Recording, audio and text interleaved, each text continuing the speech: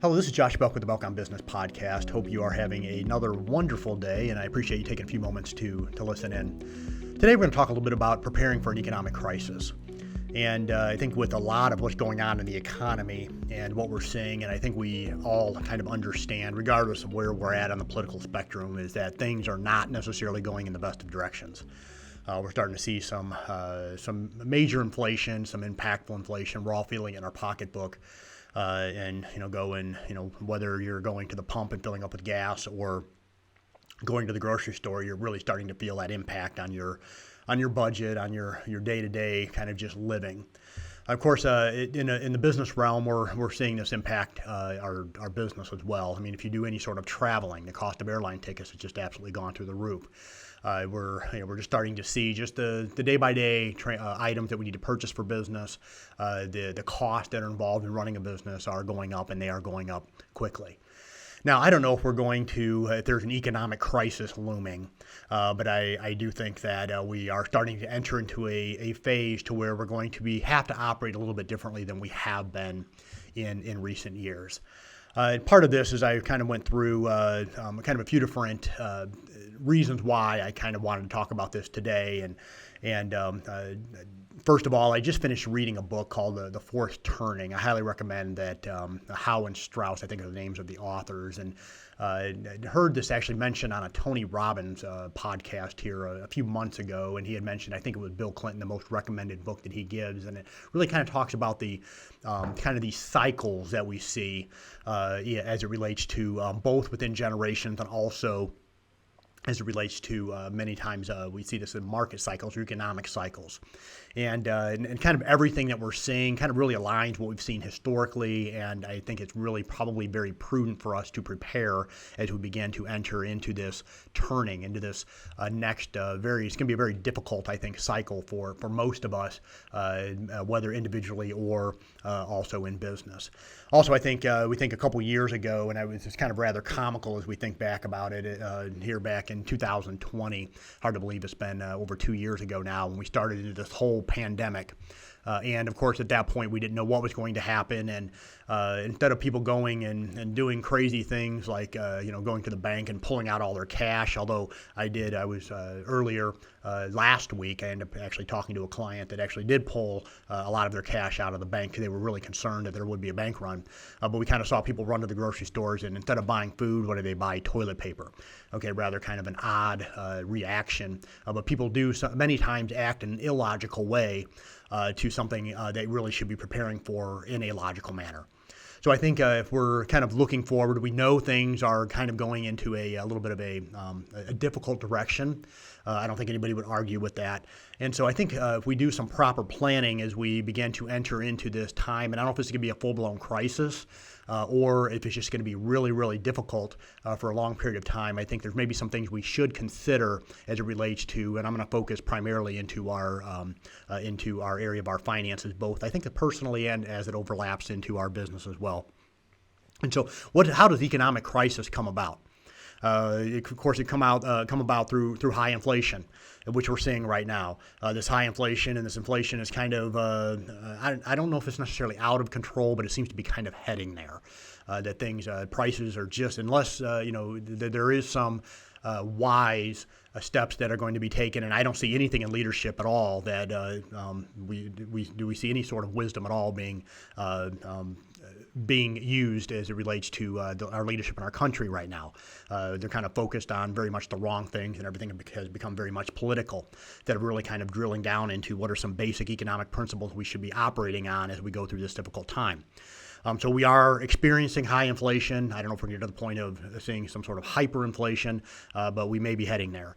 Market crash. Of course, the market's been very mercurial now for quite a while, but we could see some sort of a market crash. We could see bank runs. This is also something else that could result in an economic crisis, people going through and pulling all of their cash out of the bank. Now, I don't know if this is necessarily very likely, as we saw, if you kind of read a history book, kind of bank runs from prior generations. I don't know if this is necessarily something that we're going to see now, but people started to literally pull out their cash. That could also create an economic crisis, a national debt default. So just some kind of these worst case scenarios. I think we talk about the The first couple, whether it's high hyperinflation or a market crash, I think these two are more than likely in some form or fashion. We're going to see this happen in the coming years.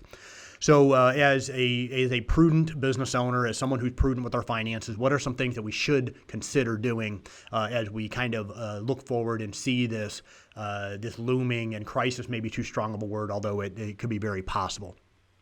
First of all, I think we need to look at investing in a way that is going to be it's really going to be helpful to kind of solidify, and I don't know if necessarily solidify, but help stabilize a little bit of our approach to our finances. So whether or not that may be investing in some sort of foreign markets.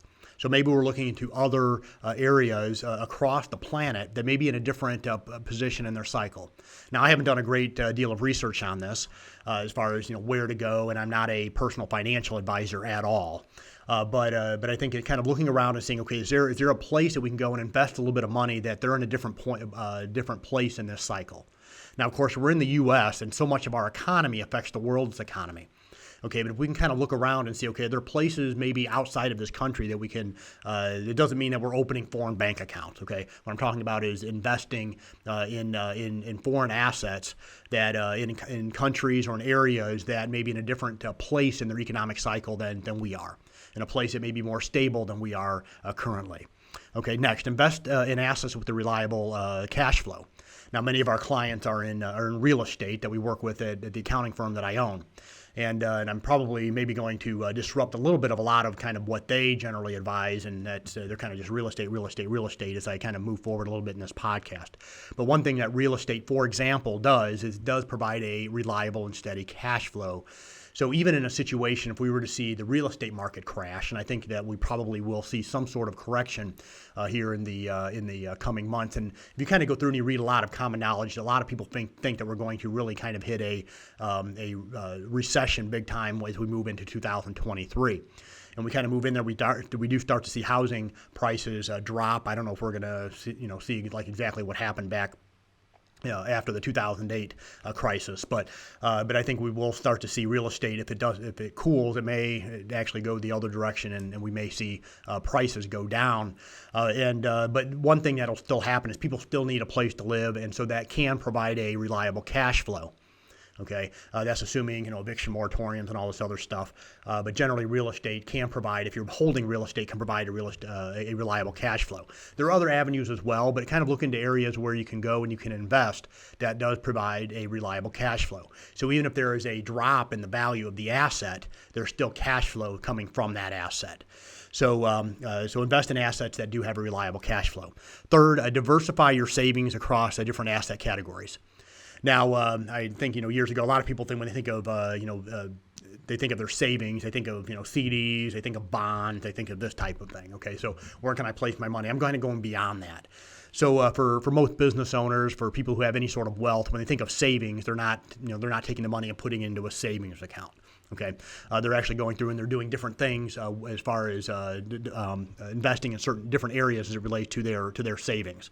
So they're not necessarily looking for growth with their savings. They're kind of looking for more stability. And so this can come in different areas. It may come investing in different currencies. It can come across maybe investing in some precious metals, or we can look into the stock market. So we're talking about a diversification here of that savings.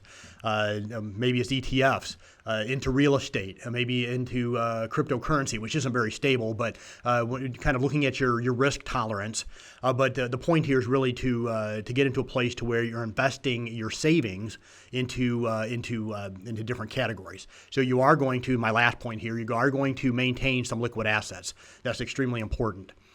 So you have kind of this one extreme of people going and pulling all their cash out, but if you have a major devaluation, then you're just simply going to see your cash simply just isn't going to be worth all that much.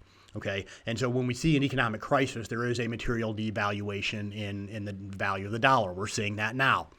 So the dollar is constantly every day becoming more devalued. So what can we do with our savings? Yes, we still want to keep some of it in cash.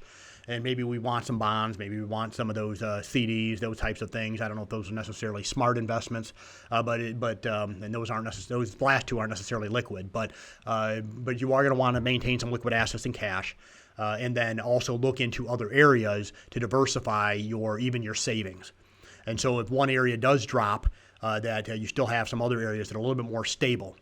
So first of all, looking if we're preparing for a economic crisis, what are some things that we should do? Maybe look into foreign markets, maybe into foreign currencies, look in areas that are more stable than maybe where we're at the moment, and invest a little bit of what we have there. Next, invest in assets with a reliable cash flow. Okay, next, diversify our savings across different asset categories. And then lastly, make sure that we're maintaining some liquid assets. So kind of that old adage, don't put all your eggs in one basket, I think is extremely smart to make sure that you're diversifying what you're doing based on the risk. And so a lot of people, they go through, they invest all their savings, they put all their money, their retirement money into a stock fund. Okay, well, if the stock market crashes, guess what? You're going to be in trouble. And so there are people right now that are going through and they're going gung-ho with cryptocurrency. Okay, and we see how mercurial that is. And so I think it's maybe a good idea as far as from an investment end to diversify, put some of our assets into cryptocurrency, but not everything. Maybe it's just a small portion. Probably it should just be a small portion. Okay, so don't go all the way to one end where it being an all cash. Okay, or the other end where you're investing in a risky asset, but try to find something that find different asset categories you can put your money into, both domestically and internationally, to provide some stability as we move forward into what's probably going to be some very difficult days ahead of us. Once again, this is Josh Belk with the Belk on Business podcast. Thank you for taking a few moments to listen in today. If you haven't already, please consider subscribing. Have a wonderful day.